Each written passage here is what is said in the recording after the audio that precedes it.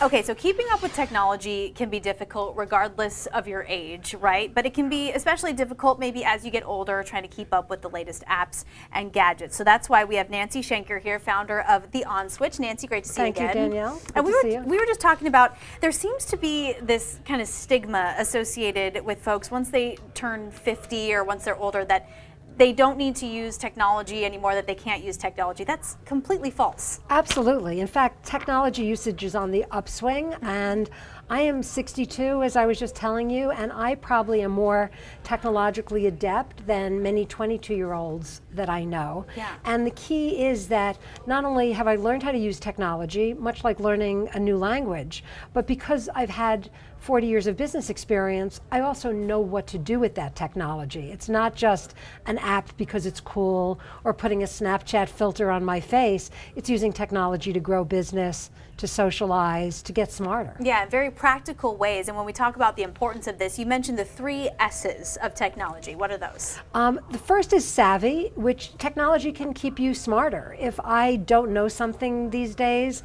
I'll just Google it.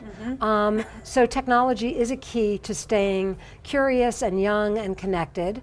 There's savings, time savings, money savings, looking for everything from finding a bargain online to using Waze, which I did today to get to the station. Yeah. So time savings, money savings, and then the last is socialization. Yeah. And I just moved to Arizona from New York by way of Minneapolis.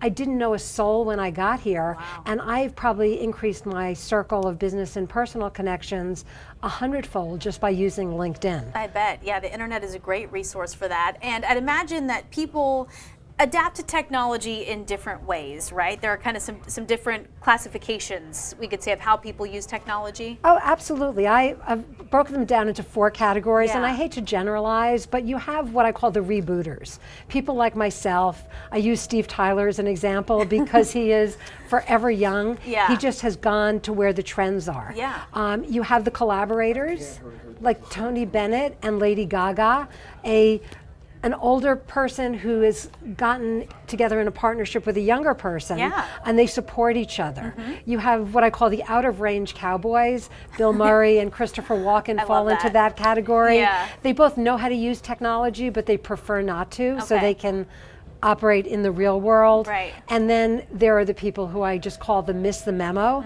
who just are out of sync with where the world is heading.